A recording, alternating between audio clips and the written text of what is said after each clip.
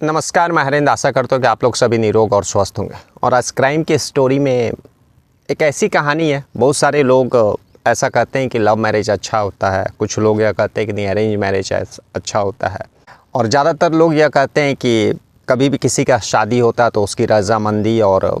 बाकी चीज़ें देख लेना चाहिए क्योंकि आगे चलकर कोई दिक्कत नहीं हो। लेकिन क्या आप सोच सकते हैं कि एक शादी जो लव मैरिज होती है, लड़की और उस लड़के के रजामंदी के बाद होती है और 15 दिनों के अंदर ही जो है लड़की ने अपने पति का कत्ल करवा देती है। तो आप सोच सकते हैं किस तरह से किसी भी शख्स का दिमाग पलट जाता है, किसी भी जो है आदमी का, किसी भी इंसान का जो है मन बदल जाता है। किस तरह से आज इंसानों के ऊपर भरोसा उठ चुका है और जो लोग लव मैरिज और अरेंज मैरिज को लेकर के अपना अपना राय रखते हैं, उन लोगों के लिए आज का कहानी जो है बेहद ख़ास है, क्योंकि उससे उन लोगों को भी एक सबक मिलेगा कि चाहे कोई अरेंज मैरिज करे, चाहे कोई लव मैरिज करे, लेकिन एक इंसान के दिलो दिमाग में क्या चल रहा है यह बताना मुश्किल है। दरअसल ये कहानी जो है यूपी का है। यूपी में 19 मार्च को एक गांव में एक शख्स घायल अवस्था में खेत में पड़ा हुआ था। सहार थाना क्षेत्र के अंतर्गत पलिया गांव के पास खेत में एक शख्स जो है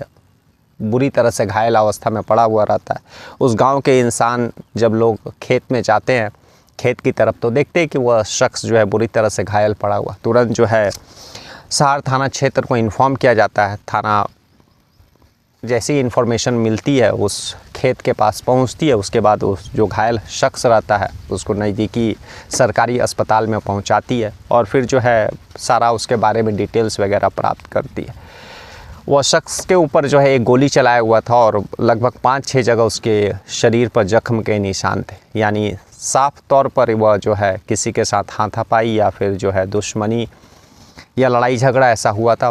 पूरी तरह से प्रतीत हो रहा था। खैर थोड़ा सा शुरुआत में तो वह बेहोश रहता है, लेकिन जब हॉस्पिटल पहुंचता है, स्लाइन वगैरह चढ़ता है, डॉक्टरी की देख रेख में उसको थोड़ा सा होश आता है। उसी समय पुलिस जो है उससे सारा जानकारी लेती है, उसके बारे में पता करती है और जहां पर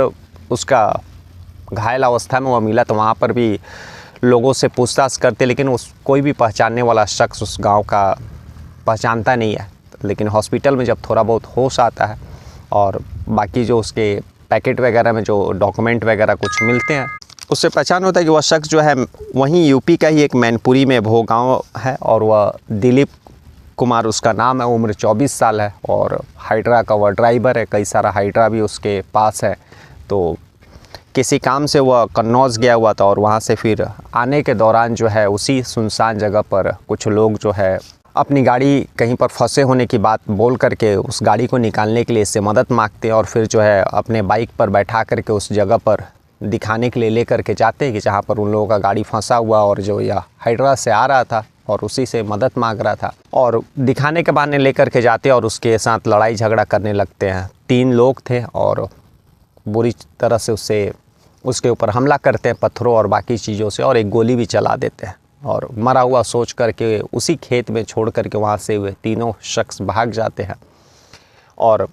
फिर जो है बेहोश हो जाता है। और फिर उसके बाद ग्रामीणों का नज़र पड़ता है, उसके बाद पुलिस को इन्फॉर्म करते हैं। यहाँ तक कहानी जो है पुलिस को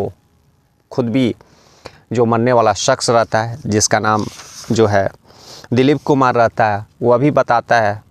पुलिस अपना तफ्तीश में लग जाती है और इसके ज़्यादा वह कुछ बता नहीं पाता है। पुलिस दिलीप के घर वालों को इन्फॉर्म करती है। इन्फॉर्म करने के बाद घर वाले भी हॉस्पिटल पहुंचते हैं भागे दौड़े। जिस रास्ते से वो आ रहा था उस रास्ते में पुलिस जो है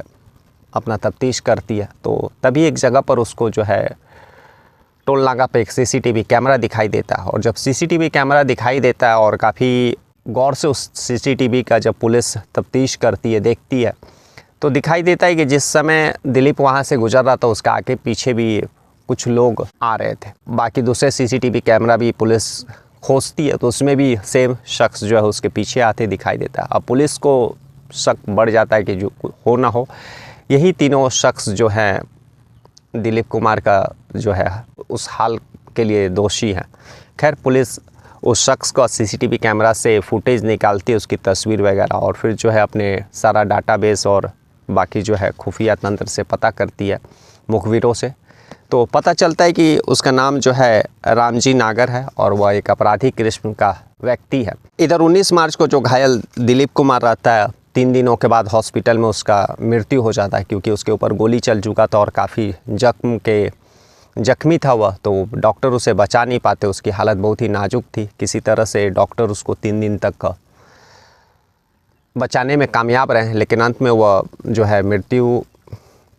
में जो है उसका मृत्यु हो जाता है। अब जो है दिलीप कुमार के घर उसका जो है हाल ही में कुछ ही दिन पहले जो है 5 मार्च 2025 को शादी हुआ था, लगभग 15-17 दिन पहले, और हाल ही में उसका शादी हुआ था लगभग 15 दिन पहले। और किसी को समझ में नहीं आ रहा था। जब घर में भी यह बात पता चलता है तो आसपास के लोग और बाकी जो है रिश्तेदार जो है बुरी तरह से गमगीन हो जाते हैं, क्योंकि एक नई नवेली दुल्हन अभी जो है 15 दिन उसके शादी के हुए थे और तभी जो है वह मृत्यु हो जाता है। तो यह सारी चीज़ें जब आसपास के लोग और जब उस घर के उसके माता पिता और जो भाई सोचते हैं तो काफ़ी उन लोगों का जो हाल बहुत ही बुरा हो जाता है। खैर, किसी तरह से उसका क्रियाक्रम किया जाता है और पुलिस जो है सीसीटीवी कैमरा में जो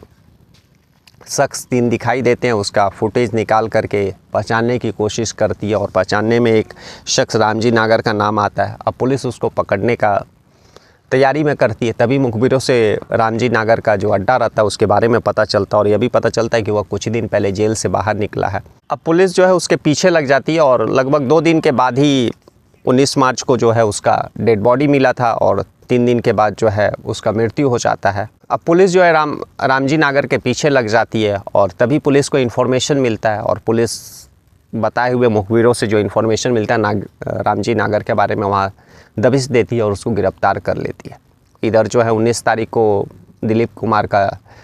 हमला हुआ था, उसके बाद 3 दिन के बाद घायल हो जाता और इसी 3 दिन के अंदर जो है पुलिस अपना तफ्तीश कंटिन्यू रखती हुई सीसीटीवी कैमरेज के थ्रू फुटेज वगैरह सारा निकालती है और दिलीप जी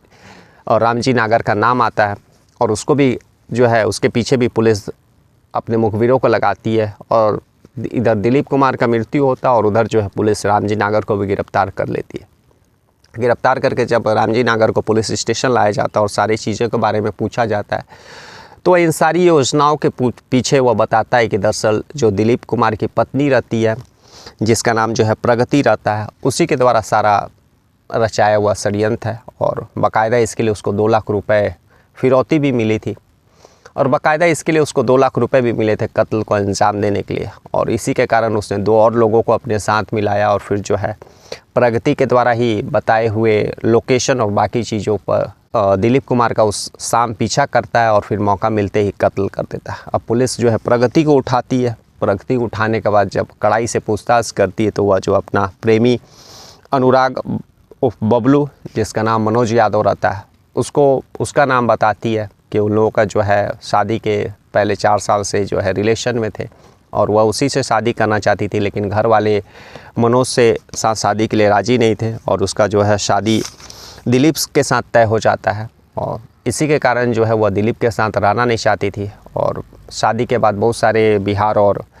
बाकी ज़िलों में इस तरह की जो है प्रथा है कि लड़कियां जब विदाई होता है ससुराल पहुंचती है तो 2-3 दिन के बाद फिर जो है वापस घर आती है। 5 मार्च को उसका शादी हुआ था और 8 मार्च को जो है वापस अपने मायके आई थी और आने के बाद जो है मनोज के साथ एक होटल में मिलती है और फिर जो है अपने उस पति दिलीप के कत्ल का योजना बनाती है और पैसे के तौर पर जो शादी में उसका मुंह दिखाई और बाकी रस्मों में जो लड़कियों को ससुराल से और मायके से जो पैसे मिलते हैं, जो रिश्तेदार आए रहते हैं उन लोग देते हैं, उन्हीं पैसों का लगभग 1 लाख रुपया वह मनोज को देती है और कुछ पैसा मनोज मिलाता और फिर दोनों मिला करके एक ऐसे शख्स को खोजते हैं जो दिलीप का कत्ल कर सके। तभी रामजी नागर के बारे में मनोज को पता चलता है और वह मनोज रामजी नागर को जो है दिलीप का कत्ल का सुपारी दे देता है और फिर उस 19 तारीख की रात 19 मार्च की जो शाम है एक पल का लोकेशन प्रगति अपनी पति से पूछ रही थी और उधर दूसरी तरफ मनोज को और रामजी नागर को उस सारे लोकेशन का इन्फॉर्मेशन दे रही थी। और तभी जो उस शाम एक सुनसान रास्ते में जैसे ही दिलीप आता है तो उससे उसकी हाइड्रा से हेल्प मांगने के कारण कि उसका गाड़ी जो है किसी दलदल में या फिर कहीं फंस गया, उसी को निकालने को ले करके उसको दिखाने के लिए अपने गाड़ी पर बैठाते हुए तीनों लोग और फिर वहीं पर ले जा कर के उसका कत्ल कर देते हैं। तो आज की यही कहानी थी। फिलहाल पुलिस जो है रामजी नागर और मनोज और प्रगति इन तीनों को गिरफ्तार करके जेल भेज दिया। और बाकी इस केस में और भी जो गुनहगार है और भी जिन लोगों का हाथ है उन लोगों को पुलिस अभी सर्च कर रही है। लेकिन आज की कहानी जो है बेहद मतलब अफसोसजनक है।